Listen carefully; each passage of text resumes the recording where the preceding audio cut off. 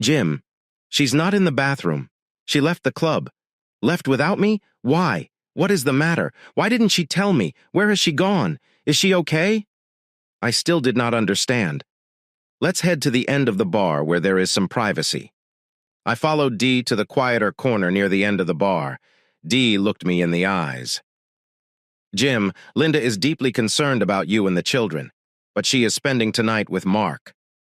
I stood there, stunned, as my world appeared to crumble. My mind was filled with Linda memories. Linda is at the top of the stairs dressed in a beautiful blue dress. Linda attended dinner. Linda is at the club. Linda is sharing wings with me. Linda is in Mark's arms. Anger welled up within me, so on what was supposed to be our special night. She went off with a well-known athlete. I frowned at Dee and muttered the words, Jim, she has not abandoned you. She will return home to you tomorrow, and you will share many more special moments together. She lacked the courage to tell me directly that she was leaving me. She had just slipped out the back door. Jim, pay attention, she has not left you. So if she hasn't left me, where is she? She's certainly not with me right now, is she? My voice became louder, and I didn't care who heard it. Please calm down. Everyone is staring at you. Listen, I understand how difficult this is for you, but it is only for tonight. Linda, as we all know, recognizes that you are the only person for her, and she will always value you. You are the good guy. Yeah, and we all know what happens to the good guy, don't we? Jim, it's not like that. You're overreacting to this situation. It's just tonight. Then she will return to you tomorrow, and everything will be as it was before. I gave a small laugh. If she truly believed that, nothing I said would make a difference. So, friend, what was your role in all of this? You didn't really need to use the restroom, did you? My wife gave you the signal, correct? She told you to stall me and keep me out of the way so she and the other guy could escape. Yes, she asked me to do that so you wouldn't be embarrassed by making a scene in front of our friends. She also asked me to remind you that she deeply cares about you and will always be there for you. Yes, I would remember how much she cared for me tonight for a long time. She didn't want me to feel embarrassed about walking away from our friends to spend the night with a jock. I don't suppose it occurred to you, friend, to remind her that we have a strong friendship, which she may lose over this. Dee locked eyes with me. No, it won't be because I believe she won't let you discuss this. You are too great a man for that to happen. I told her how fortunate she was. She is fortunate because the man whom every woman in the room desired also desired her. But she's even luckier to have a husband who can get over his hurt feelings and not make this a bigger deal than it should be. You know she'll go to any length to make amends. What if there's no way of making amends? What if there is no way to solve this? Jim, I understand how much you care about Linda, and she cares about you. This does not need to be a major issue. It's only one night. In comparison to previous years, this was a one-time event. They also love you. Share. It's not a big deal until you make it so. I'm confident she'll return to you, and you'll be fine eventually. Dee spoke softly, but with confidence. It took everything I had not to grab the foolish woman and shake her until her teeth rattled from saying such nonsense. If she truly believed that, she had to be living in an alternate reality.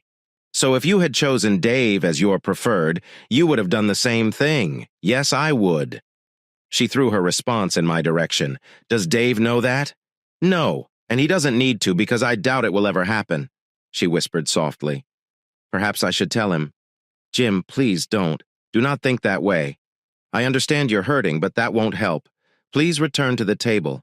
Allow us to take your mind off it for a while. You haven't danced with me once all night, you know. She smiled warmly at me. I wanted to dance with my partner, but thanks to you and her, and the misunderstanding, that doesn't appear to be an option anymore, does it? I turned away from Dee and returned to our table. When I returned, the conversation at the table came to a sudden halt, and the story was told through downcast eyes. My wife and I had a miscommunication, and all of our friends knew it. Jim, will you be okay? Dave asked hesitantly after he seated Dee. I wanted to tell him what Dee had said and ask if he was okay, but I couldn't get the words out. I suppose I hadn't gotten over being the good guy yet. I'd have to work on that. It depends on what you mean by okay. There were a few nervous giggles. Yeah, that was a difficult situation, but you two are going to figure it out, aren't you? You aren't going to let this get between you and Linda, are you? I don't understand why I shouldn't, I replied coldly. There was a gasp around the table. "Why are you all so surprised?" I continued. "We all know how we feel about betrayal once and for all. We established that long ago. But Jim, it's Mark Lavaliere who has interposed. So what? I do not care who spends time with her. If it isn't me, then that's it. Jim, what about your children? We all know how much you care about them and how much they depend on you. Think about them before you do anything. Jane's children were approximately the same age as mine and were best friends. Do you mean that my wife is thinking about them right now? That's why you hired a babysitter. You didn't want to worry about your children. I believe Dean intended it to be funny. It fell as flat as it deserved. Come on, Jim. It's only one night. She will never have another opportunity like this. You would not divorce Linda in one night. Why not? I glared at her, and an uncomfortable silence ensued. February can be challenging. BTB. To be honest, I do not believe that would bring me joy. I doubt I'll ever experience happiness again. I'm going to my room. I'd like to say it was a pleasure meeting you, but I can't find the words. I walked a block and a half to the hotel, feeling more alone than I had ever been in my life. I went up to my room first, then returned downstairs and stopped at the front desk. The attractive young woman in her early 20s asked if she could help me. "How many floors does this hotel have?" I inquired. I must have appeared unwell. She asked if I was okay and if there was anything wrong with my room. She seemed relieved when I mentioned it was a personal matter. She informed me that there are 15 levels, with the highest level being the 16th and no 13th level. Would it be possible to get a room on the 16th floor? She happily informed me that rooms were available. I paid in cash under the name John Smith. My plan was to take a dive. Linda would be perfectly capable of caring for the children. Perhaps she can find happiness with Mark and live a good life. Before I could get to the elevator, I heard a female voice waiting for me. It was Dee. What could she possibly want right now? They sent me after you to make sure you were okay. You look depressed back there. I can't imagine why my wife is cheating on me right now.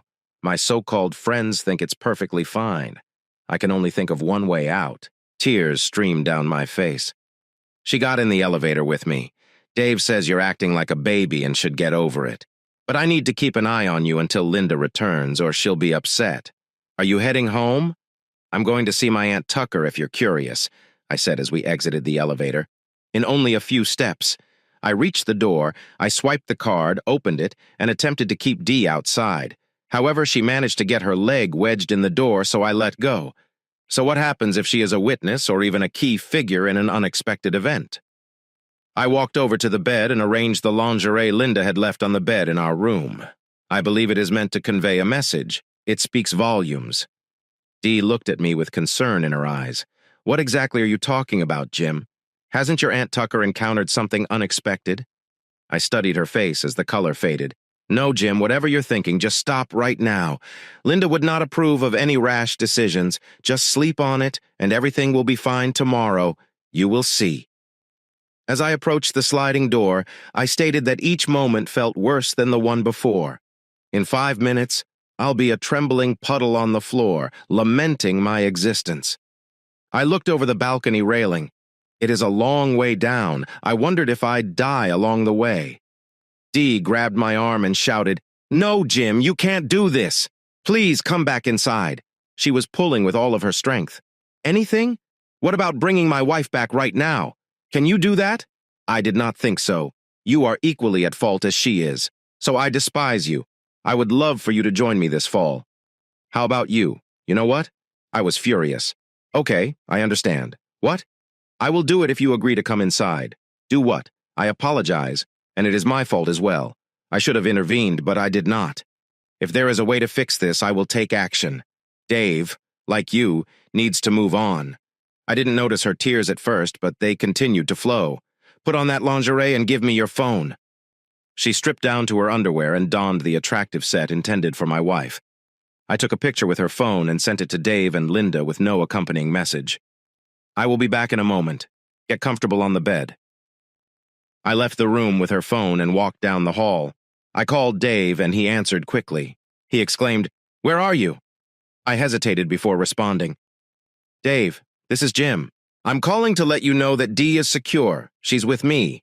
I plan to treat her similarly to how Mark treats Linda. Goodbye."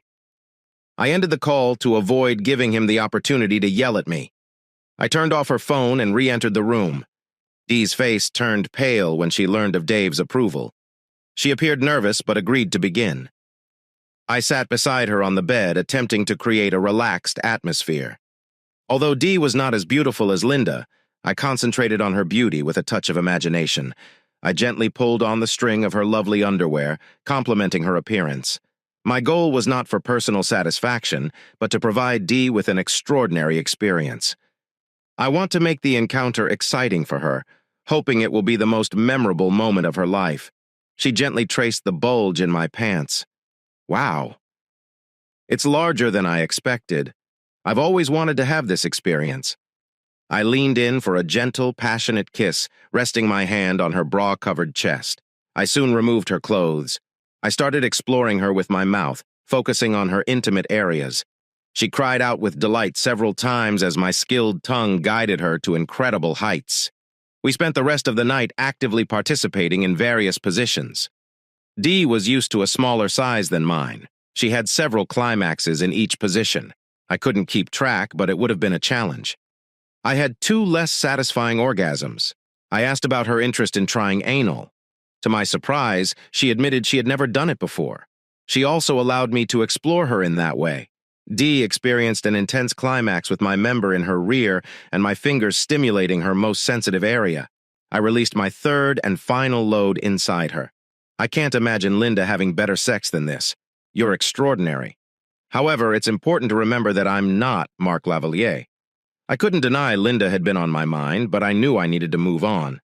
I believe Dave had attempted to contact me by calling my phone, Dee's phone, and even knocking on the door of the hotel room registered in my name. I suspected he might have even broken into my house. As the sun started to rise, I told Dee that I was leaving. Now you can tell Linda she saved my life. I said. Her smile, while not entirely genuine, revealed her concern about what was to come while Dee was in the shower. I quietly went downstairs and grabbed my bag. I had no idea where Dave was, but I planned to avoid him. I took the stairs to the lobby and approached the front desk quietly. The attractive blonde was still working there. "What time do you finish work?" She smiled. "I'll probably leave after I clock out at 7. I left a note containing my address and phone number. I'm hoping she'll come visit. I am not just teasing you, you're extremely attractive. I'll be there, so look out for me. She winked, and I grinned in return. Despite the pain I was experiencing, I knew my coping mechanism was not ideal, but I would keep trying. I looked around the parking lot, spotting my car. Fortunately, Dave wasn't around. I quickly got into my car and called the police to file a restraining order against Dave. He might be furious with me right now. I parked in a quiet cul-de-sac near my house. I carefully moved through my neighbor's yard, keeping a low profile and peeking through the hedges to inspect the house. It appeared deserted and quiet. Then a car slowly passed by my driveway. It was Dave's car. I now knew where he was. Once he was out of sight, I cautiously entered my back door, leaving the lights off. It appeared that no one had broken in, so I went upstairs and got my gun. As I looked at my gun, I considered going to find Dave, but I won't go into detail. I don't know where he lives, and I'm willing to bet it's a secret that would leave Emma and Tommy without parents. Then I considered another option. Finally, it's over. I imagined Linda opening the front door to discover my lifeless body. That would definitely make a statement. I sat at the bottom of the stairs, holding the gun in my hand, thinking about my next move.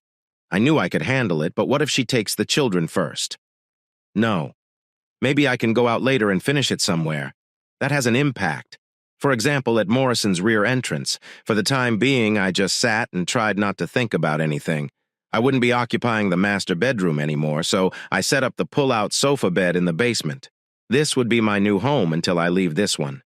The door's exterior latch was moved to the interior to allow me to maintain privacy. Initially, I had to contaminate our marital bed with the essence of another woman. Linda is no longer my spouse, only the mother of my children. I still adore her in that regard, and she would never betray them in the same way that I had. I set my alarm for a 2-hour nap in the basement, locking the door and keeping my weapon nearby. I needed to get some rest because tomorrow was going to be a long and challenging day. I was able to fall asleep, but not as much as I had hoped. My mind was racing with worries, and sleep deprivation was the latest addition to the list. I sat in my once joyful living room looking forward to my meeting with, darn it, what was her name? Yes, Jennifer. Around 8 a.m., I turned back on my phone to check for missed calls and text messages. None from my wife, several from Dave. I received a text message from an unknown number while on my way, sent 15 minutes ago. Just then, a car entered the driveway. Fortunately, it wasn't Dave's. Jenna stepped outside, dressed casually. As she approached, I opened the front door with a smile. As she approached the door, I pulled her into a kiss to relieve the tension. I am glad you made it, Jenna. She smiled, holding my hand and admiring my wedding ring. Are you married? Well, Jenna, the situation is quite complex, but let me explain it to you in a more straightforward manner. The answer is yes, and our relationship has evolved into a more open one. We had a discussion over some drinks. Jenna is a truly kind person, but her youth makes her unsuitable for anything more than a fleeting moment. Jenna, I want to be open with you because I value you, and I do not want to cause you any problems. I expect this to be a one-time occurrence. I'm using this as retaliation against my spouse. If you prefer to leave, I understand. I told her my story, and she was deeply moved. It's amazing how a girl who barely knows me can be more concerned about my feelings than my own wife. Is this the way into the master bedroom? She inquired as she ascended the stairs, realizing the purpose of my plans. You may use me however you see fit. It'll be my pleasure. She began to undress slowly, and I noticed my heart racing. I, too, removed my clothes, admiring her beauty as she crawled onto the bed. You're so captivating. I wish I weren't 15 years older than you. She smiled at me, took my hand, and brought it to her mouth. Her lips embraced my fingers, and I could sense her warmth and passion. I understand you said this was a one-time encounter, but we could have a strictly sexual relationship until you find someone special. Her words caused shivers down my spine. She led me to the bed, and we spent hours exploring each other's bodies in various positions. Our passion grew with each touch, and we were soon both gasping for air, exhausted by our intimate moments. As we lay there panting, she looked into my eyes and said, "Wow, that's all I can say." Wow. Are you attempting to relieve some tension? To be honest, I did this last night. You piqued my interest, and I'm trying to distract myself. I hoped Linda would come in with us. You see, we are spending time together in our bedroom. Do you want to stay for the grand finale? I can make us breakfast or dinner, depending on your preference. I work overnight, so dinner would be ideal. She winked. That sounds good. But if Linda comes home and you need to leave, you can go to the basement where I now live or simply take off. I gave you my phone number. When I started cooking, I heard a car pull into the driveway. The door opened. Jim? Jim, I'm home. She sounded exactly like she always did when she returned home from running errands. She closed the front door and turned on the light. I turned to face her. She looked exactly the same. The blue dress had the same impact on her as it had the night before. Her dark hair flowed down her back in the same way. Her head poise, shoulder set, face, and finger rings were all the same as before. The night before. It appeared that nothing had changed at all, as if she hadn't spent the entire night and morning betraying me with someone cruel. That shouldn't be possible, I reasoned. There should be a noticeable difference. Something that suggested what she had done. There was at least a hint of shame on her face. There wasn't any. It's still only me. She smiled gently as she said, "The same old me, as always." Of course, she knew what I was thinking. There is nothing different. Nothing has changed. My love for you remains the same as it was yesterday. If that's the case, I suppose we never had what I thought we did. Linda's face fell. Jim and honey. She appeared worried. Have you packed my lingerie for me? I thought I'd wear them tonight to reconnect. I gave them away. I spoke in the calmest voice she'd ever heard. When you turn your phone back on, you'll see where it went. Jim, I purchased them specifically to share with you. I hope to do it tonight, to begin making up for. I reserved the hotel room with the intention of sharing it with you, and we both know what happened, correct? Her gaze dropped to the floor. I tried to keep my emotions under control once more. Has it met your expectations? The question remained in the air. Linda looked me in the eyes, her face concerned. Jim, I understand you have questions. We need to talk about them, and I'll give you accurate and complete answers. But are you certain you want to hear that? I will be honest with you, but I do not want to hurt you. Isn't it too late to consider my feelings? Linda grimaced. I understand, but I'm concerned that sharing the details of what happened will cause you more pain, making it more difficult for us to move forward and continue our relationship. Can't we focus on the future? We cannot let a single incident define our entire lives. That is another factor you should have considered last night, I responded. I pointed to a delicate crystal vase Linda cherished, which was always on our mantelpiece. How many times would I have to shatter that vase against the fireplace for it to break? What would it take for you to move past my actions? Even if there was a way to repair it or put it back together, it will never be the same, right? Jim, you understand how much I value that vase, but I can manage without it. Our marriage, the bond we've built together for nearly a decade, is far more valuable and captivating than that vase. Our love is strong and long-lasting, and I can't imagine life without it. I understand you are in pain, and I need to make amends. I will do whatever it takes. But most importantly, I know you care enough to eventually overcome your pain and be okay. Until last night, I believed you would never disappoint me. Linda retreated to her chair. So, did the time you spent with Mark meet your expectations? Mark is not a bad person. He's a considerate gentleman. I believe you would admire him if the circumstances were different. He is thoughtless. Any so-called man who approaches a woman who is already with someone else, regardless of whether she is married or attached, and takes her away from him, brings her home, and spends time with her simply because he can, is thoughtless. Jim, Mark did not take me away from you. He couldn't unless he took you away from me. Where were you last night?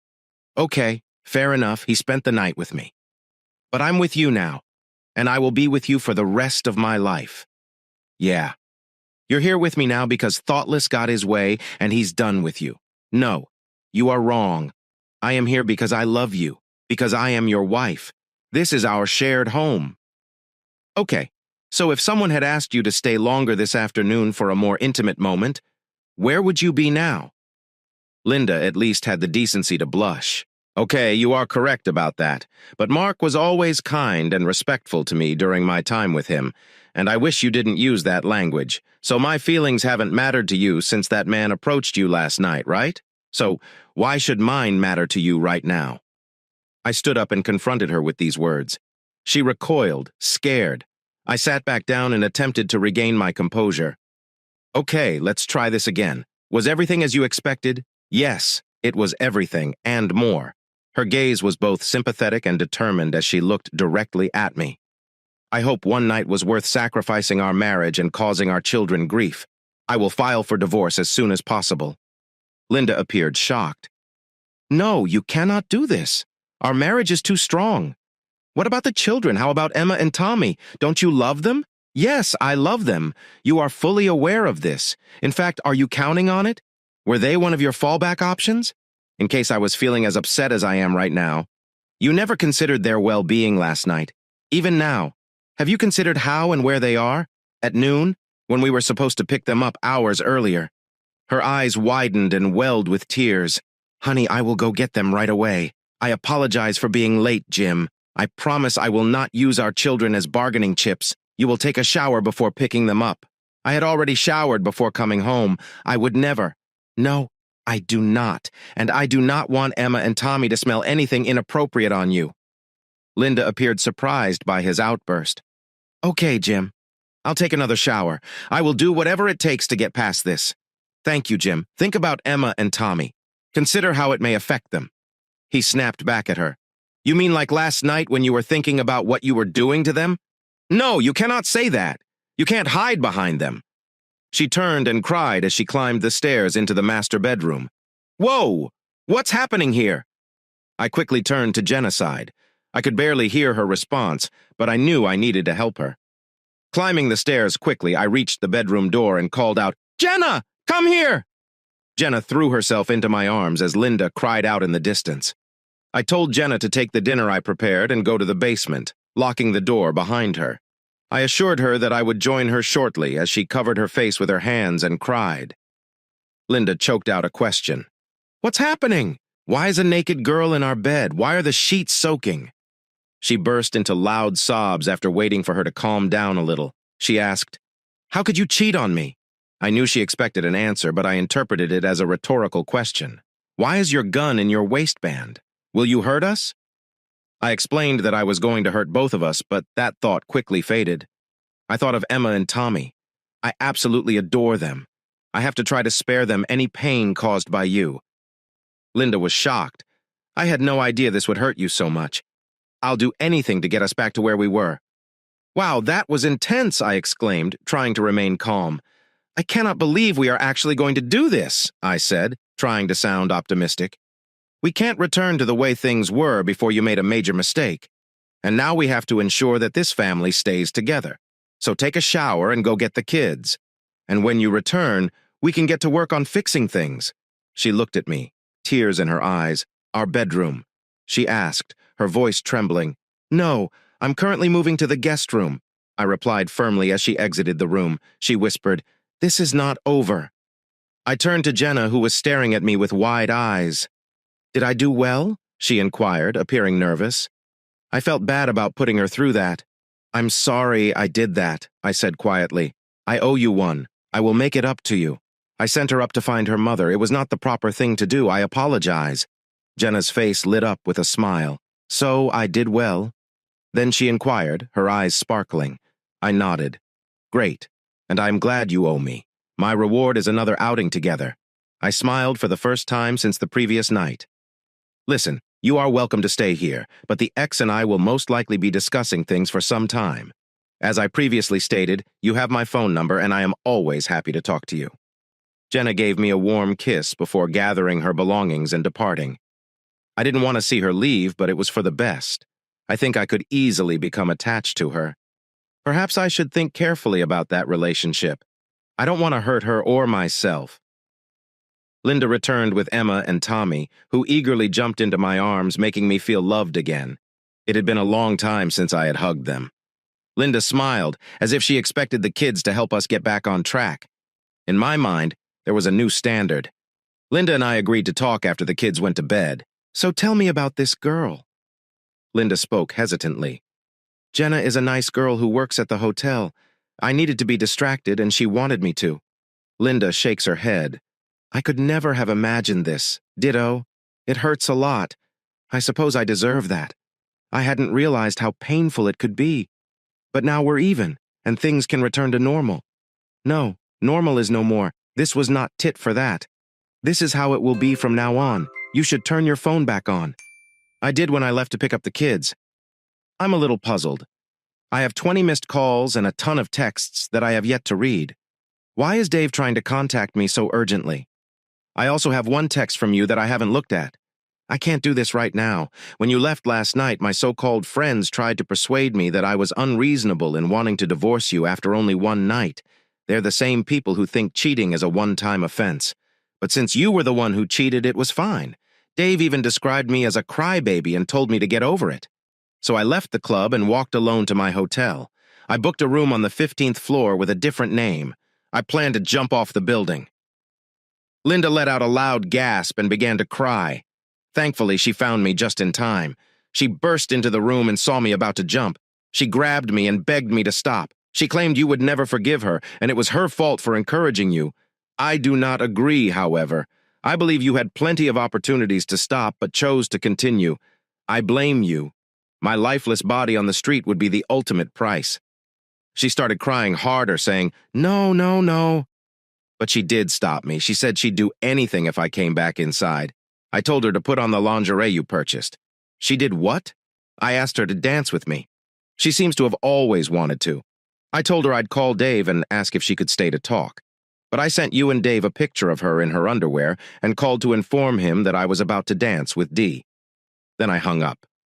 Linda gasped several times throughout the story and now has large, shocked eyes. I spent the night with Dee while Dave looked for her.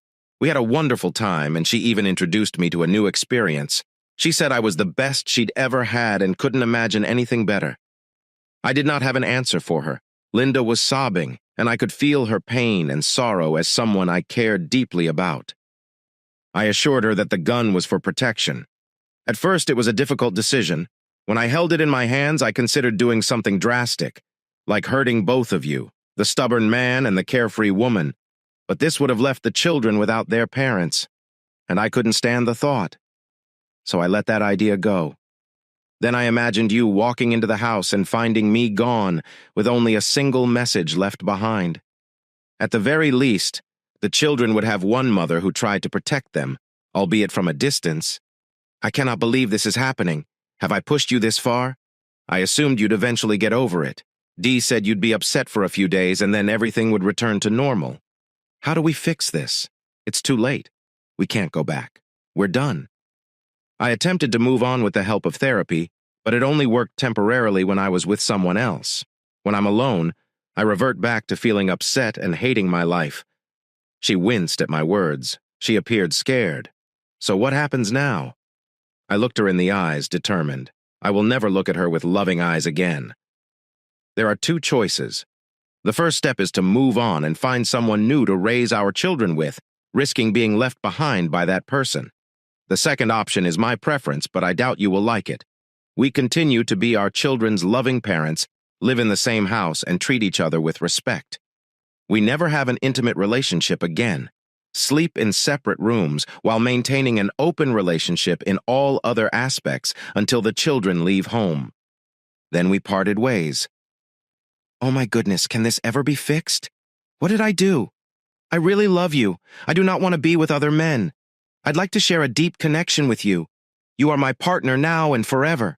One night transformed everything. Trust me, I should have been the one who paid the price. Just be grateful that you have me taking care of things. Is that all you really care about?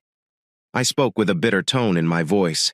I couldn't help but think about how she was willing to destroy everything and everyone she was supposed to care about. A knock on the door. I reached for my weapon only to find it at the ready. Who is it?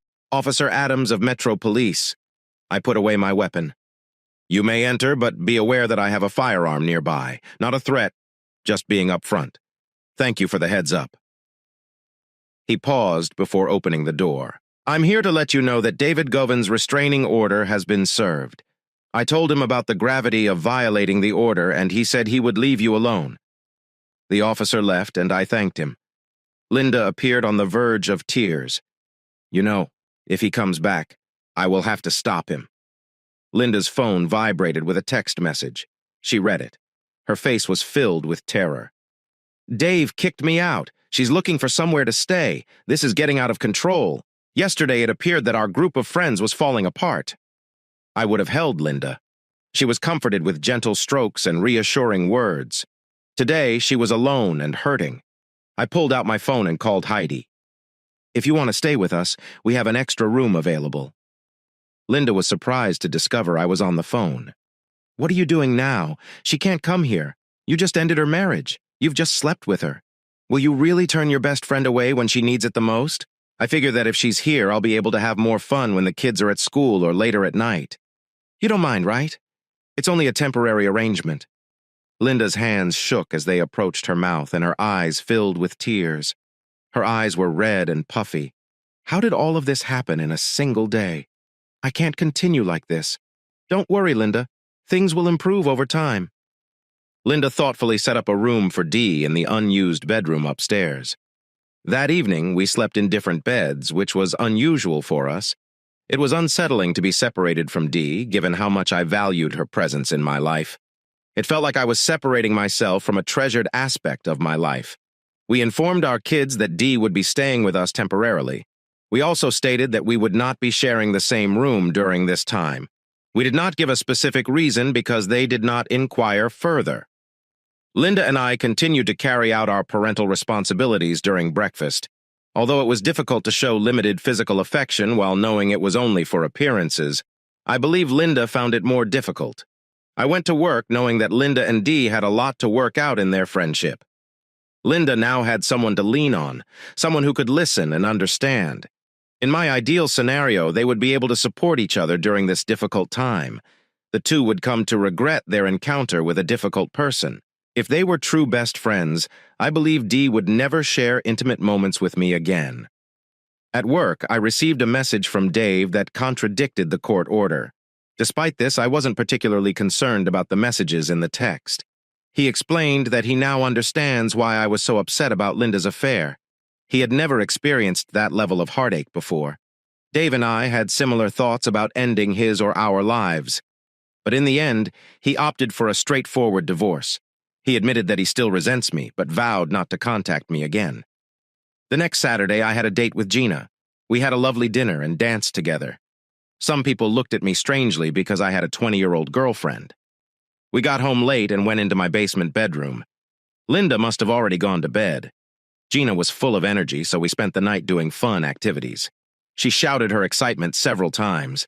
Thankfully, we were 2 floors away from the children. Gina departed quietly in the middle of the night. On Sunday morning, I prepared a large breakfast for Emma and Tommy while smiling brightly. Linda, on the other hand, appeared to be in a bad mood and not trying to be brave. "Can we speak in the living room?" I asked, and she nodded in agreement. "You're not doing a great job of hiding it. You seem unhappy. I could not sleep all night. First, I was concerned about you staying out late and not knowing what was going on. Then you arrived home and went downstairs, leaving me unable to sleep. When I went to get a drink, I overheard Gina experiencing intense pleasure. She screamed with delight. I felt hurt and jealous. I can't pretend that everything is fine for the sake of our kids. I promised not to bring my dates home again. Gina lives with her parents, so if I accompany her, I will be provided with a room. Last night, I told her that we could only go out once a month. I do not want our relationship to be based solely on physical intimacy. Do you truly intend to continue down this path? We had a remarkable relationship, one for the history books. Can't we try to work it out? I can't stand the thought of you not being my partner. What can I do to help you understand? I really care about you. How can I show that I'm still the same person? This is the last time I'll address this issue. Please listen carefully. On a night meant for us as a married couple, you chose to focus on someone else. The pain and disillusionment I felt were profound. Your actions were selfish and irresponsible, affecting not only me but also our children. I can't imagine ever overcoming this infidelity and restoring our marriage. The prospect of having intimacy with you again would only resurrect painful memories and comparisons to the other person. I understand you may disagree, but in my heart, I know the truth. They had the best marriage in history, which makes it even more heartbreaking that it could be jeopardized so easily. Still, it was just him, which was the problem. She bowed her head, defeated. The following Friday, Dee and Linda decided to go out to distract themselves from their problems. I was surprised when Linda decided to wear the blue dress again. She appeared stunning. My heart ached from longing. I suspected they were hoping to make me jealous. I did, but it wasn't enough. I spent the night watching over Emma and Tommy. We watched a movie and ate popcorn until about 9 p.m. when I put them in bed. I was surprised to learn that the girls arrived home at 10 o'clock. Was she introducing another man to make me jealous? It wouldn't make a difference because I no longer care. They entered through the front door, but Linda went straight upstairs, sobbing uncontrollably. I looked at Dee, who was looking down at her feet. What's happening? Why is Linda so distraught? We decided to return to Morrison's tonight in the hopes that Mark would make another appearance. To our delight, he did. He came over to our table and inquired about the whereabouts of our husbands. We told him that we were essentially single now. We smiled as if it were a good situation. Mark commented, "That's unfortunate. I specialize in separating married women from their husbands. That's my thing. I enjoy humiliating them and then making exquisite love to them, which the husband can never match." With that, he went to another table and asked a woman to dance. He appeared surprised when she declined his offer. We decided to leave before the situation reached its climax. Jim, please understand that while Linda has not apologized or expressed remorse, I believe she is in great pain. As for myself, I'd like to apologize for my part in the events that occurred. I never imagined that things would turn out so badly. Linda and I are grateful to have each other's support at this time. Linda requested another outing the following Friday, but this time alone. I offered to look after the children once more. The children were asleep by 9 o'clock, and Linda returned home alone at 10 o'clock. I had been preparing for the moment when she would bring someone home with her. Linda went straight to her room, while I spent the rest of the night watching the news. There was a breaking news story about Mark Lavalier. He had been involved in an accident and was struck by a car in the parking lot behind Morrison's. The incident was a hit and run, and the vehicle responsible had yet to be located. The reporter mentioned that Mark had suffered severe leg injuries. Hearing this news, I couldn't help but feel a sense of relief, believing that it was fate's way of dealing with someone like Mark. The next day, Mark learned that he was having surgery for his injured knees and one foot. The doctor stated that his football career appeared to be uncertain and that he might require a walking aid. This was his contract year after finishing his rookie contract, and he was expected to earn around $10 million per year, despite his financial difficulties. I could not empathize with him. It's possible that an irresponsible spouse caused the accident. Emma, Tommy, and Linda gathered for breakfast as a family. Linda appeared to be in better spirits, possibly adjusting to her new situation. I had a date with Jenna planned for later that night. In addition, I began dating a kind co-worker named Mary. However, nothing compares to what Linda and I had. We both agreed that the sense of loss would be with me forever. Reconciliation seemed unlikely in the near future, but I had occasional dreams about it while helping the kids with their breakfast. Linda looked at me and said, "Jim, could you help me with my car? I need a little help." "Sure, what is the issue?" I responded. "Last night, I accidentally hit a deer on the road. I need to replace the fender and headlights on my car. I don't want to take it to a body shop because the cost could be high. Also, I don't want to file an insurance claim because it may raise our premiums." She seemed worried. I looked into her captivating eyes and smiled reassuringly. Here is the next story. Hi, my name is Dave. Instead, I will describe myself physically. I'd like to share my beliefs so you can better understand who I am. I am not an evil person, and I did not enjoy what I just did. It was what my conscience demanded. My primary belief is in respect. Respect for oneself and others is essential. I will respect you unless you do something to jeopardize it. At this point, I will simply leave and not return. I believe it is everyone's responsibility to strive for personal improvement. While some may achieve more than others, as long as you put forth your best effort, I will respect you. Remember, if you disrespect me, you'd better watch out. Next to respect. What I value the most is loyalty and trust. I will never lie or deceive those who I respect. I am unfailingly loyal, especially to those who deserve it. Take note of the careful wording. If you lose my trust, you forfeit loyalty and respect. I hold a strong belief in fairness. Good things should happen to good people, bad things to bad people. I'm also old-fashioned. If you wronged me, you will not have to deal with legal documents or courtrooms. However, you should exercise extreme caution when walking down any dark alleyways. If I shake hands on a deal and it doesn't go through, I'll check the obituaries. My name will be there. I believe that I am methodical, romantic, and loving. I firmly believe that men and women are equal, not only in words, but in my heart. I truly believe that a person's gender has no bearing on how I treat them or what I expect from them. This belief could be the motivation for my recent actions. Now let me explain my actions step by step, beginning with the beginning. My suggestion that Lorna, my wife of 7 years, keep some distance from her friend Jenny was not well received. Jenny moved nearby the previous year. Her husband Bill is a shift worker whom I have only met a few times. I'm not sure why, but Jenny makes my palms tingle. I have a strong instinctive feeling for her. However, I understand that it is Lorna's decision. She has few friends, but she is fiercely loyal to the ones she does have. Jenny dislikes me, and it's clear she's trying to influence Lorna. On several occasions, I've entered the room. Their conversation has abruptly halted. This has only made me more concerned about their friendship. The signs that my marriage was in trouble began to emerge. Little things that seemed insignificant at first started bothering me. For example, I was unable to reach Lorna on her days off and received evasive responses when I inquired about it later. Another indication was her difficulty making eye contact with me. I strongly believe in the saying that the eyes are the windows to the soul, and I've added my own twist.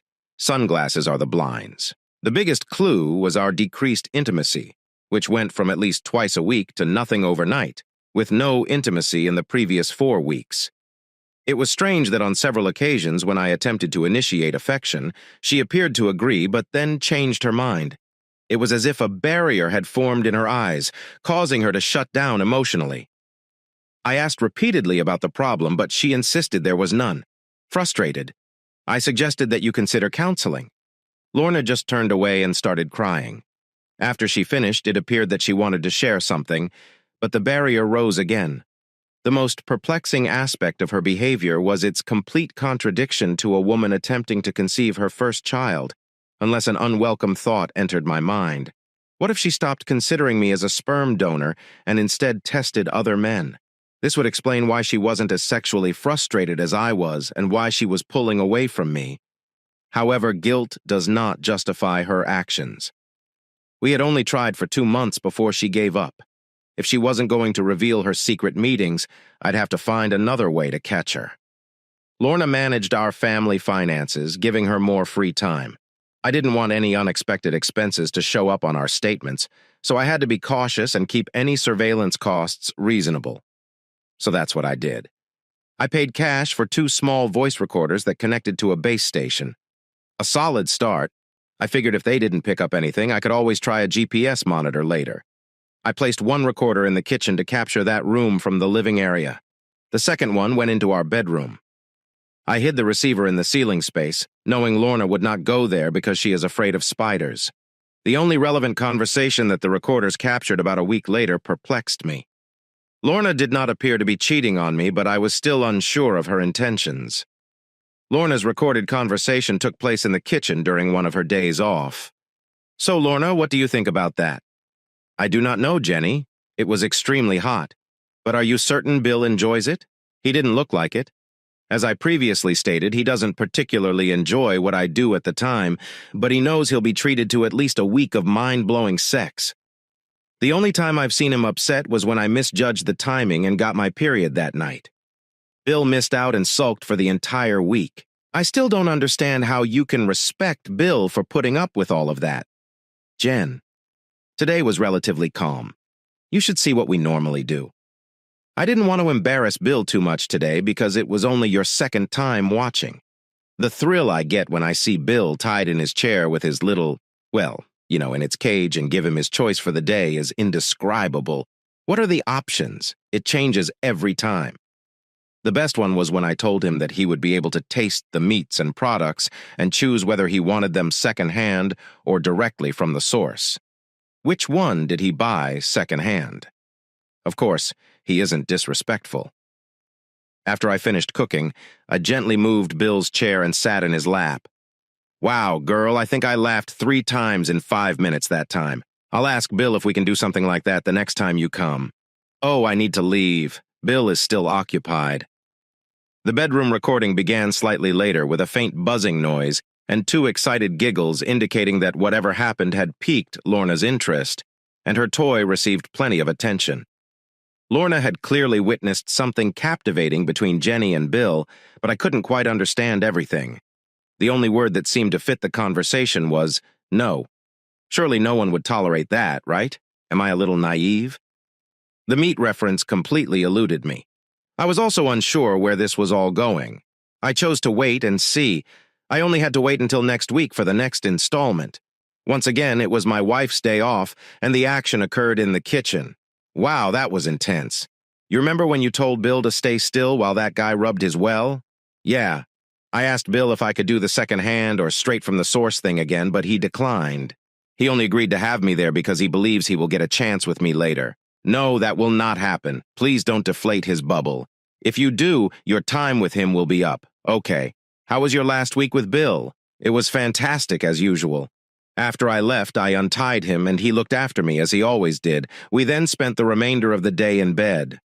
I told you that the sex with the meats is amazing, but the week after with Bill is almost as good. It's like experiencing honeymoon sex all over again. There was a pause in the conversation, and the recording included the sound of a kettle boiling. So, how are things going for Dave? The poor guy must be feeling impatient. It's been 6 weeks, and I can tell you it's getting harder to say no to him. If it hadn't been for a useful tool, I might have reached my breaking point by now. These tools can provide temporary relief, but they don't completely satisfy in the end. I understand where you are coming from, but please remain calm. How about telling him that you're taking a break to strengthen your relationship? This may buy you some time in a few more weeks. Dave might be open to suggestions. One idea is to do something with the turkey that makes it look like Dave. It won't be as enjoyable, but it will give you the time you require. No, Jen, I couldn't betray David. I care too much about him to disrespect him in that way. And there's that prenuptial agreement I mentioned earlier. If Dave discovered I had cheated, I would lose everything. I'm 39, Jen. If I don't have children now, I may never get the opportunity. I paused the recording. Thank you for your vote of confidence, Lorna. I particularly appreciate the comment about respect. However, it appears that you and I have different perspectives on disrespect. Yes, you're very wise to remember the prenup. The cheating party leaves with nothing. I could now see where this was likely to go, and I mentally resolved to set aside some time for myself to decide how far I'd let it go. I returned to the recording. I still do not know. As eager as Dave must be, I just can't see him going along with everything. I'm thinking about pulling out. I cannot risk losing him for a little extramarital shit. It's difficult enough as is. Looking in his eyes, I see desire. It's simply not right. Have you been listening to what I'm saying, dear? It isn't just a small amount of disloyalty. It's the thrill of being in control, having him sit there helpless and eager, knowing he will do anything you ask. As long as you ask, I'll keep you. Nothing like seeing your partner involved with someone else to bring out the competitive side in people. Everyone wants to be in control. Both Bill and my ex did it. Yes, they might protest for a while to maintain appearances. However, once their fragile self-esteem is restored, they always return for more. No, Jen, I have made up my mind.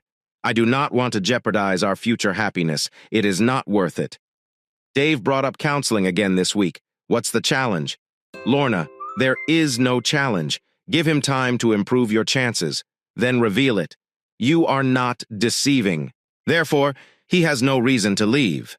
Furthermore, the agreement does not go into effect. What is the worst thing that could happen? He declines. You've lost nothing. He will not want a divorce in which he loses his house.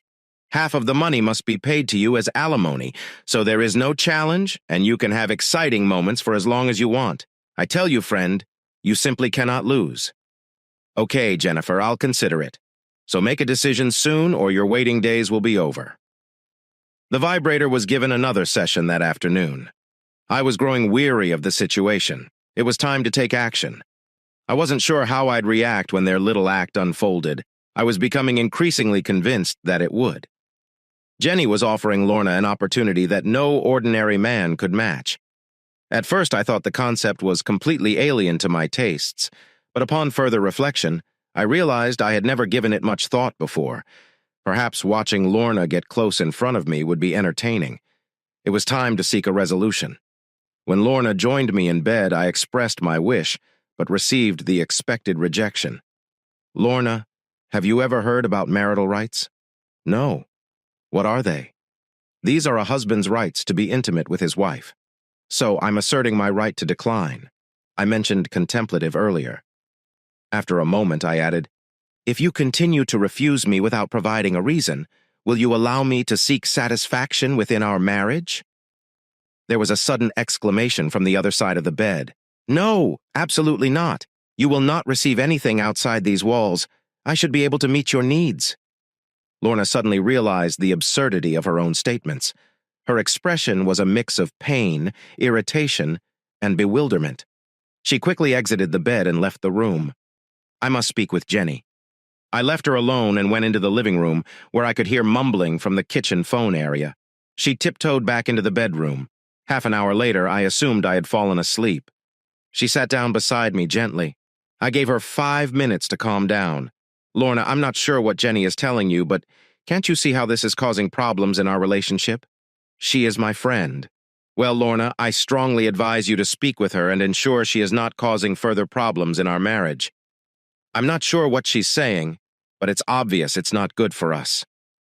The following morning, I waited until Lorna left for work before climbing the ladder into the ceiling space. The previous night's late-night phone call was captured on the kitchen recorder. It recorded one side of the conversation, which began with Lorna discussing her call with me. She sounded desperate, and I hoped she would reconsider. To say I was disappointed by the outcome is an understatement. Following Lorna's emotional plea, there was a pause. The voice then asked Jen, "Are you sure about what you said the other day? Do all men resemble Bill, and if you push them hard enough, will they enjoy being subservient?" Silence followed. "So, as you mentioned, I really have nothing to lose. Even watching you and Bill makes me very excited. Yes, I'll do it, but I can't keep doing this for much longer. Can we move the schedule up a bit?" Silence. "Right. I'll come over tomorrow night and we'll discuss tactics. Bye." The following day, the Smith household was unusually quiet. Lorna informed me after dinner that she was going to Jenny's. "Are you going to break up with her?" As I suggested. "No, David." I grabbed her and forced her to make eye contact. "Thank you, Lorna." She walked away from me without saying another word. I secretly went to Jenny's house, reflecting on the powerful influence desire had on me. It was dark, so I circled the house, looking for a place to see or hear what was going on inside. Unfortunately, I was unable to find a good vantage point, leaving me in the dark about the unfolding events. My loving wife returned the next day, and I slept soundly. I remained in bed until Lorna left. This time I visited Jenny's house. I believe Lorna mentioned Jen in the context of our marital issues, so my visit would not raise any suspicions. Jenny opened the door, still in her dressing gown. She wanted to change clothes, but I assured her that my message would not take long. However, I never got past the porch. "Jenny, I know you and Lorna are up to something. I suspect you're attempting to persuade her to do something she's not comfortable with. I want you to understand that I do not forget easily, and I hold grudges. For your own safety, I recommend that you use your persuasive skills to talk her out of it rather than into it." The door closed in my face. Lorna returned to Jenny's house after enjoying a peaceful dinner. This time, I chose to follow her. I approached the house. I noticed the kitchen light was turned on and the window was slightly open. I'd missed the beginning of their conversation, which appeared to be about my previous visit. I arrived just in time to hear no. "This is great news, Lorna.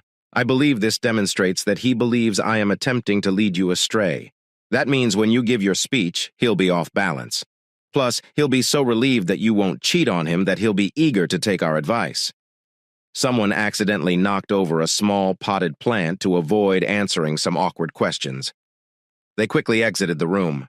Lorna returned home, and I was once again fast asleep. The following evening, I returned home to the delightful aroma of a delicious meal. Lorna worked hard to make the food both delicious and visually appealing. I was eager to learn about her culinary creations. Throughout the night, she chatted non-stop, filling the atmosphere with light-hearted conversation. I waited patiently for her, bringing up whatever was on her mind. As the night came to a close, it was time for bed. There was still no discussion to encourage her to open up. I snuggled up to her and gently squeezed her shoulders. She seemed to respond positively for a moment before withdrawing. I asked, "Have I done anything wrong, dear? Please share your thoughts." I also proposed Lorna. "I believe we should consult a counselor." As expected, she became irritated. In the morning, I decided to alter our dynamic. I took the vibrator out of the bathroom drawer and removed the spring from the battery compartment. I wanted to level the playing field. The next 2 evenings were monotonous, and the game lost its appeal. Jenny was present when I returned home from golf, but she quickly left. It was Saturday night, and I went to bed early, claiming that I needed to get up for church. Lorna joined me in bed. I turned off the light, hoping that the darkness would make her more open to conversation. Once she was settled, I asked, "Lorna, what's on your mind?" She was quiet, so I continued, "All right. It appears that you are having trouble sharing something with me. You've avoided closeness for the majority of the last 2 months, so I'm guessing that has something to do with it." Lorna, "Are you considering admitting that you have strayed from our relationship and are working up the courage to do so?" Lorna quickly responded, "Dave, how could you possibly think that? You know how much I care about you and would never do such a thing?" Dave persisted. "Then please tell me what has been bothering you before I leave or give in the next time someone attempts to be friendly with me." Lorna became interested. "Who has been trying to be friendly with you?" Dave explained. "It happens occasionally at work. I'm well out of shape and, to be honest, not bad looking. I doubt a week passes without someone attempting to get to know me better." "Okay, Dave, just give me a moment and I'll share my thoughts with you." It took around 5 minutes. "As I mentioned earlier, Dave, I have always been faithful to you and have no desire to be unfaithful. However, there is something I would like to investigate. More silence followed. I understand you don't like Jenny, but she's been telling me about some of the activities she and Bill do in their spare time, and they seem much more exciting than what we've been doing. Hold on. You have never expressed dissatisfaction with our relationship over the last 8 years? Yes, I know, Dave. You are a wonderful and supportive partner, and I am completely satisfied with what we have. Jenny then shared what she does, which she described as at least 10 times more enjoyable than what we do. I'd just like to ask if we could try it once or twice before we get serious about being responsible parents. Are you certain it's as good as Jenny describes? Or is she simply exaggerating? No. When I heard her describe it, it was clear from her enthusiasm that she enjoys it. I decided to overlook her minor error at the start of her response. So, with some trepidation, I have to ask what you and Jenny have in mind for me. More awkward silence. Well, Dave, it's not that serious. Jenny shares intimate moments with others while Bill is nearby, Lorna explained. It is not about love. It is more of a shared experience. Because Bill is present during these events, it is not considered betrayal. So you're suggesting a trio experience, correct? No, Dave. In this story, you would not be the one making love to me. Instead, another man would. Jenny calls it simping. It's as if I'm giving someone else a gift while receiving another man's gift. I would like to enjoy my gift while you watch. After the other man leaves, we will reconnect by making love. Jenny claims that the aftermath is the best part for every lover I've had. I'd make love to Bill for at least a week. Dave, we have not done this since our honeymoon. Jenny suggests that if you are uncomfortable watching, you can leave for the night while I stay here. She believes that this should happen in our bed. It's as if you're demonstrating your love for me by allowing another man into our territory. Jenny thinks you should stay and witness everything. Lorna believes that if she stays, the man will understand. It's all about the physical side. However, if she leaves, she will be concerned about whether the guy was more experienced or had a stronger connection than her, or if she will develop feelings for him. After her speech, she remains silent. Dave reassures Lorna that if they continue, he will always be there for her. He asks how and when she expresses her love for him. Lorna claims that every time she returns to him, she demonstrates that he is her top priority and only true love. Dave then wonders if Lorna's love is like secondhand affection, to which she responds that she doesn't understand what he means. Do not worry about it, dear. My first impression isn't good. If we seem so incompatible and I'm not satisfying you enough, why don't we try something different? Like pursuing an open relationship or inviting someone to join us so we can all enjoy each other's company. No, David. The thought of you with another person does not sit well with me. It is not something I am comfortable with. Okay, let's bring in another person, but I promise not to get involved. I'll just be watching you as well. Yuck. Dave, I tried it once in college and it was sufficient for me. I don't want to go through that again. Have you considered all possible outcomes, Lorna? There is a risk of losing respect for one another, feeling inadequate when compared to others, or dealing with negative emotions resulting from the situation. Nobody could be a better partner than you, Dave, and Jenny thinks we have nothing to lose. Jenny, Lorna, have you considered all of the possible outcomes? Yes, Dave, I have, and I'm eager to try it. Could we? Lorna gently touched my half-erect area through my silk boxers, and it responded on its own. See, I'm eager to join your plan. This part of me hasn't been active in nearly 2 months. It lacks experience and wisdom, and it is currently eager to participate in any activity. Please, Dave, think about it a little bit. Okay, Lorna, there's no harm in considering it. Now, can we express our love for one another? No, Dave, I do not think so. Why the heck not? Simply look at it as a challenge to think faster. You realize that's not fair, right? Well, I do not agree. I just think we should get this done quickly and move on to the next step. Dave's newest golden rule. Whoever has the initiative establishes the rules for initiative here. Read determination. That week when I went to discuss Lorna's new toy collection, I noticed a unique accessory. Shame on you, Lorna. You neglected to mention that part. Well, I survived another 11 days. I am only human after all. It was Wednesday night and we were in bed again. Okay, Lorna, you win. We will do it your way, but don't blame me if things don't go as expected. I urge you to think about all of the possible consequences. Wow. Thank you, Dave. I'm thrilled to share this adventure with you. Can we start it on Friday? Definitely, my friend. But there's one small request. I'd appreciate it if you joined me in a light-hearted activity beforehand. Lorna agreed immediately, and we began our activity. After we finished, she said, Dave, I almost forgot to mention it earlier. Jenny suggested that you sit in a chair while I do my part. This will make you feel more at ease and secure, while also giving me a sense of responsibility and control. I looked at Lorna, surprised by her suggestion, but agreed to it. Jenny also mentions that calling each other playful names during the activity improves her overall experience. Lorna isn't sure why, but she wants to make sure that everyone has a good time. Lorna's excitement is obvious, but I gently hold her to maintain control. Lorna, can we take things slowly for this? I do not want to give up complete control for the first time. I'm not comfortable being tied to a chair, but I'm willing to sit in one and pretend to be tied, even if it means putting my hands behind my back. This allows me to occasionally use a video camera. What kind of video camera, Dave? We agreed that this would be a brief experience, and one of us might not enjoy it, so I decided to record it so we could watch it later. Okay, I will ask Jenny if that is okay. No, Lorna, do not ask Jenny. It's time to make your own decisions. Accept responsibility for your actions. All right, Dave? We will proceed without tying you up. It would be more engaging for our audience if we could capture the moment you prove your love for me. Remember, we want to keep the overall context of the original text intact, with no profanity or additional content. Regarding the trash talk, I understand your discomfort with us acknowledging your presence. Please feel free to continue our conversation as if we are unaware of your presence. This way, it will be less humiliating for you. We assume your relationship with your partner remains exclusive. Or did it change in college? No, David, our relationship has remained exclusive since then. By this point, even my strength was struggling to keep Lorna from resuming her movements. Her perspiration had already filled my navel and was streaming down my side. I free the beast. I'm not particularly proud of my endurance the first time, but there were some unusual circumstances. 2 months of extreme blue ball circumstances.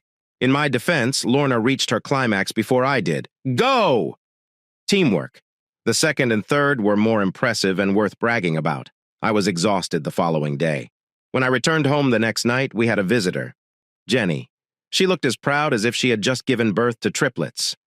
Well done, Dave. This is not something you will regret. It's the beginning of a new life for you both. Lorna gave Jenny a disapproving glance, but she ignored it. So, Dave, what will we do next? Jenny explained. I usually visit a different part of town. They will not recognize me. Then I approach the guys and explain what I am looking for. If they agree, I accompany them to the restroom and assess their appearance. I might give them a friendly pat or offer some advice to get a better idea. I wouldn't want to put in so much effort only to get less. Well, I want this experience to be worthwhile. When they express an interest, I either invite them to my home or ask them to visit the following day. No, Jen, I cannot agree to that. If Lorna did that, I'd call it cheating. Why don't you just attend a potluck and bring home the first guy who says yes? Okay, Dave. You're in charge for now, so we'll do it your way. Good night. Lorna was clearly thinking about something after she left. What is it, Lorna? Jenny didn't want to ask, but she wanted to know if she could come over and watch. No, Lorna, that would be unacceptable. It's uncomfortable enough for me to sit there while you spend time with a stranger. I don't think I want a witness there. At the same time, sorry, sweetheart. I know she worked hard for this, but I couldn't stand it. You can show her the video later, if you want. Now how about we head upstairs and get you some practice in? Lorna agreed, and they went upstairs while undressing. I remembered the question I had thought of on my way home. Honey, will you buy more condoms or should I? Jenny says we cannot use condoms. What? Lorna, you stopped taking your pills 4 months ago. Yes, but my fertile period isn't for another 2 weeks. Why is Jenny saying you can't use condoms? Well, she says it is more. Jenny suggests that it would be more enjoyable for me if you saw me after a man had finished. She believes that this encourages husbands to be intimate with their wives as soon as possible and as frequently as possible afterward, allowing their genetic material to take precedence over the other man's. I was initially concerned about health issues, but the more I thought about it, the more appealing the idea became. You imagine them looking at me as I lie back, another man's seed trickling out of me. Oh, it gets me excited. If you're concerned about getting tested, I can get it done on occasion. No, Lorna, I insist. There are some health concerns circulating right now. We should avoid taking any risks. Okay, how about that closeness we came up here for? I am not in the mood anymore. All right, I agree. There are no barriers. Wow, thank you, dear. Speaking of protection, would you mind using one tonight or practicing withdrawal? I want to feel refreshed for tomorrow. Just forget it. All right. Good night. Lorna was so excited that she took Friday off from work. By the time I arrived home, the house was spotless and the bedroom was ready. Extra pillows, dimmed lights, a bedside lamp used as a spotlight, the whole works. Lorna was literally bouncing from one foot to the other with anticipation. She was dressed to impress when Jenny arrived to accompany her on their adventure.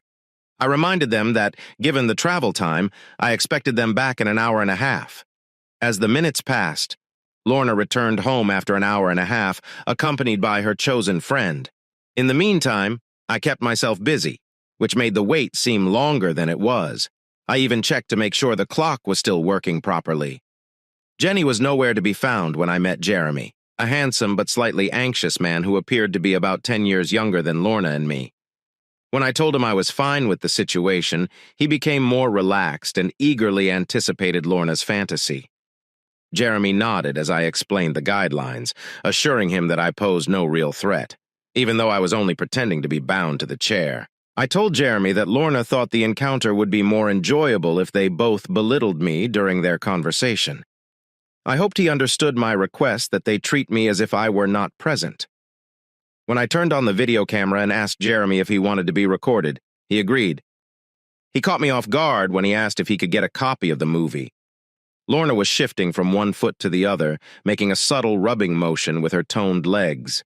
This increased my excitement as I imagined her damp panties in the gusset area. After finishing the preparations, I said my goodbyes and entered the bedroom. Sitting in my strategically placed chair, I was unaware of the cage's existence and therefore felt no need to use it. I undressed because I knew Lorna desired it. I don't want to disrupt the flow by having her ask me to do it. The chair was positioned near the door, allowing a clear view of the bed. I turned on the camera and placed it on the arm of the chair, then crossed my arms behind me, eagerly anticipating the upcoming events. My dreams had been filled with these exact moments for the past few weeks, and I hoped they would soon come true. Jeremy and Lorna entered the room, excitedly greeting each other. Within moments, they began assisting each other in removing their clothing. Soon, Jeremy's underwear was removed, revealing his erect but shorter and thinner member. Lorna tried to hide her disappointment, but it showed on her face. He acted quickly after removing his clothes. He quickly thrust into her mouth after guiding her to her knees with no tenderness. She instinctively wrapped her hand around the base of his member, limiting its depth. However, he appeared to be experienced, as he quickly placed one hand over hers and the other on the back of her head. He took her hand off his member and used his other hand to keep her head still. He thrust into Lorna, widening her eyes and making her gag. She quickly pushed him away, covering her mouth with one hand, and dashed into the restroom. Retching and gargling could be heard shortly after. When Lorna returned, Jeremy wanted to continue their intimate moment. However, she was not interested in the same activity that he had planned. Instead, he gently laid her down on the bed and embraced her. Lorna's disappointment was palpable as she wished for the playful banter they usually exchanged before their intimate moments. Despite her initial disappointment, Lorna sensed the warmth and connection between them. Their passion was palpable, and they both enjoyed the intimacy they shared. Their time together continued. They had more playful and affectionate moments, resulting in a memorable experience for both of them. Oh wow, make it amazing. My husband simply does not do it for me anymore. Jeremy finished and rolled off my wife, and she quickly recovered from her disappointment. Throughout their brief encounter, she kept looking at me and the camera on the armrest of my chair.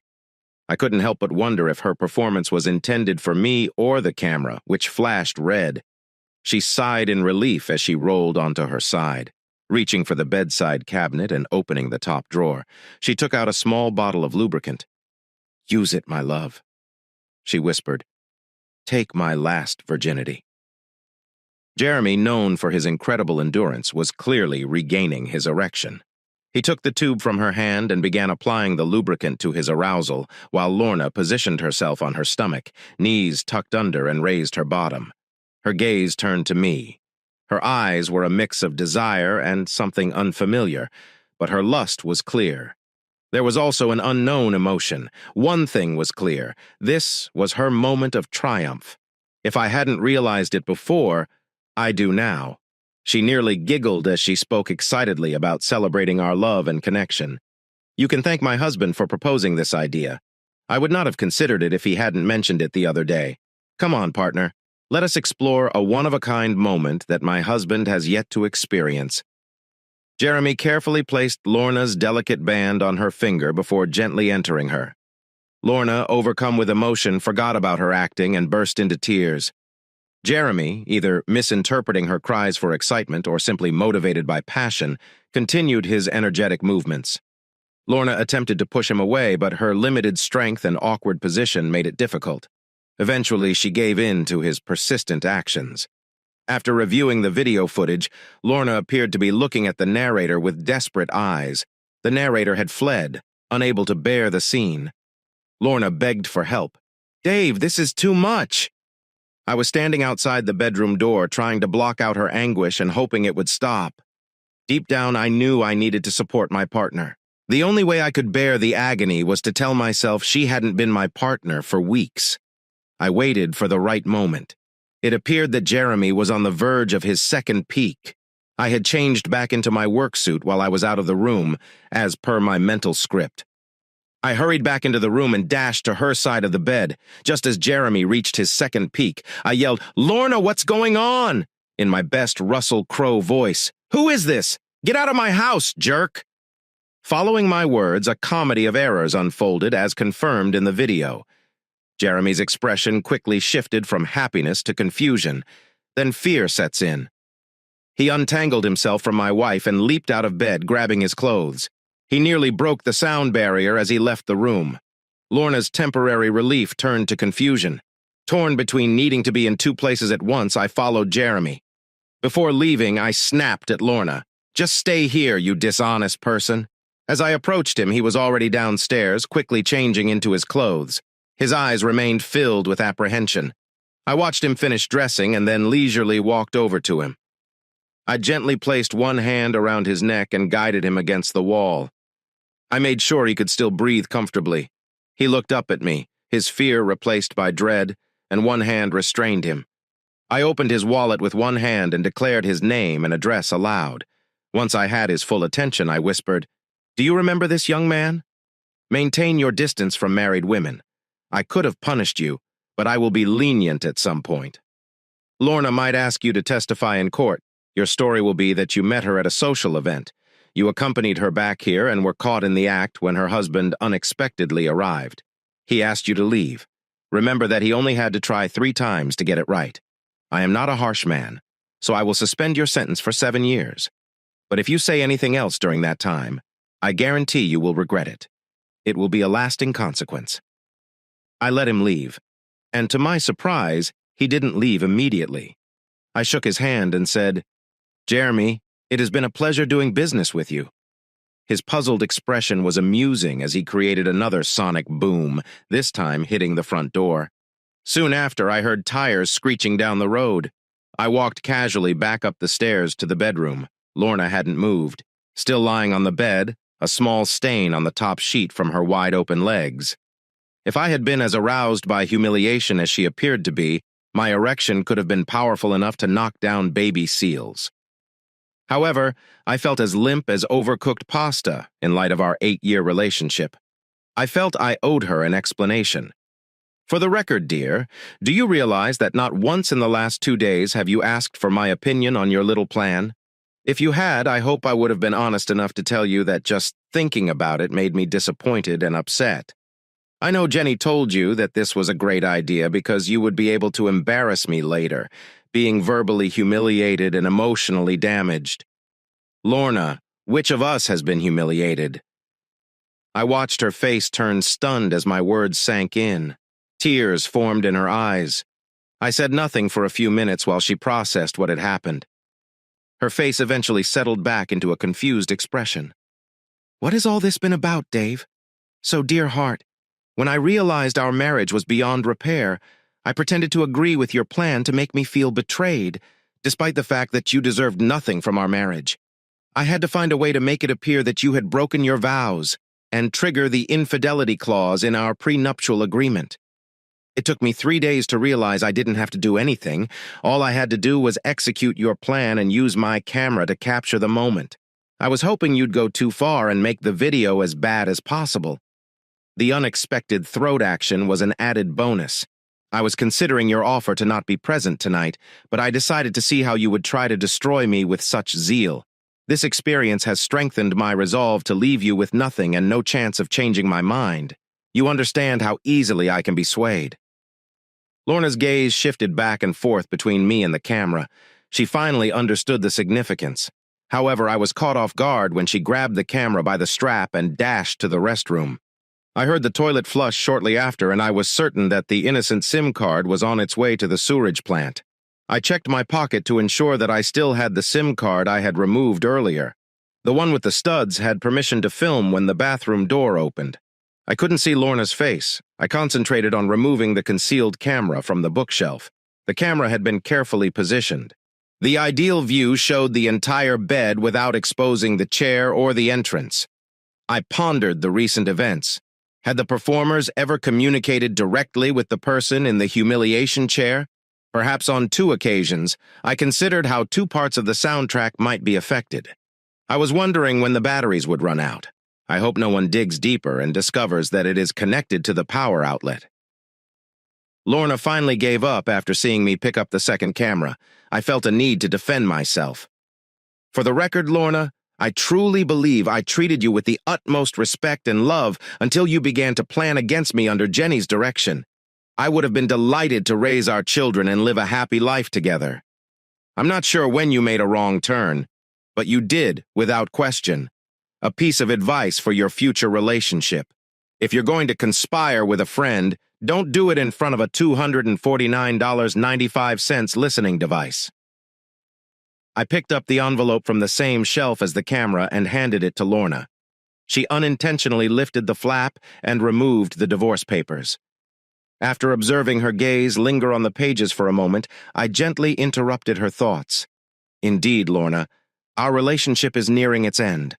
I will be leaving for the evening, and I would appreciate it if you had already left by the time I returned. I'm grateful for the 8 years we've spent together, which have been mostly enjoyable, but I've reached a point where I can't tolerate certain behaviors. This decision was made about 3 weeks ago while I was away. Please take some time to gather your clothing and personal belongings. I respectfully request that you do not attempt to contest the divorce or its terms. If you choose to do so, I will be obligated to show a specific family home video to your parents, other relatives, friends, and church members. This video shows you in an embarrassing situation, being disrespected and making derogatory remarks about me.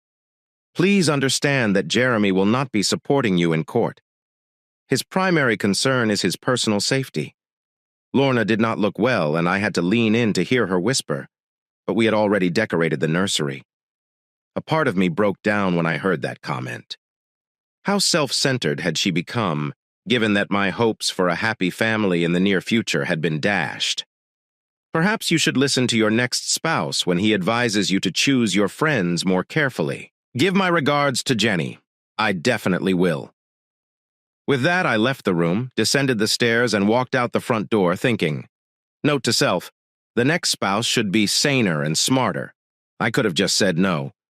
Lorna expressed a desire to transform me into something I did not want to be. No, her longing was so strong that it would eventually be fulfilled. Furthermore, a significant portion of the disrespect was inherent in the request itself. Nobody enjoys being pressured. Only then did I refocus on my strategy. There was still one loose end to tie up for the clever woman who had started all this. I knew exactly where she would be, and I didn't need to look through the partially open bedroom curtain to find her. Understanding her as I did, I was confident she would be unable to resist spying on my humiliation. It was her reward, after all. Her months of dedication resulted in her holding the pickaxe handle I had placed near the front door. I started walking around the house. To my surprise, she was not at the bedroom window. Instead, she was hidden among the bushes near the door.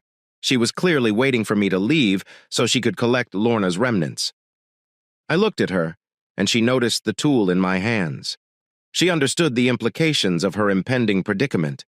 She expected her video camera, as well as her watch and rings, to be gone, as if it had been stolen. I continued to look into her eyes. Even in the dim light, I could see the exact moment she realized that my only options were to kill her or keep her promise of secrecy. Hello, my name is Dave, and I believe that everyone should be treated with respect and fairness. I believe that everyone, regardless of gender, deserves equal pay and opportunities. Trust, honesty, and respect are the most important things to me. If anyone attempts to undermine these values, I will not hesitate to distance myself from them. I believe that good things happen to good people, and bad things happen to those who make poor decisions. I am not a malicious person, and I take no pleasure in causing harm to others. However, I do not claim to be satisfied with every situation I face. Regarding my knowledge, I enjoy learning about a variety of topics, including conjugal rights and other aspects of marriage. I believe that continuous learning is critical for personal development and understanding of the world around us. In the past, people required special permission from the king to engage in sexual activity. This permission was granted by the king's representatives and bears the names of a man and a woman. They could only be intimate together. They were given permission to marry by the king. This phrase eventually evolved into the concept of marriage during ancient Saxon times. The bride's father was responsible for providing his new son-in-law with mead for 28 days following the wedding. Meat is made from honey, and this tradition was previously known as the honeymoon. On a bride's wedding day, the father would throw one of his daughter's shoes at the couple. This act represented the transition of responsibility for her well-being from him to her new spouse. Now you understand why shoes are frequently seen tied to the back of a wedding car. Have a beautiful day. Thank you for listening to today's stories. If you enjoyed listening, please like and subscribe if you haven't already. Also, leave a comment below with your thoughts on what happened. Take care.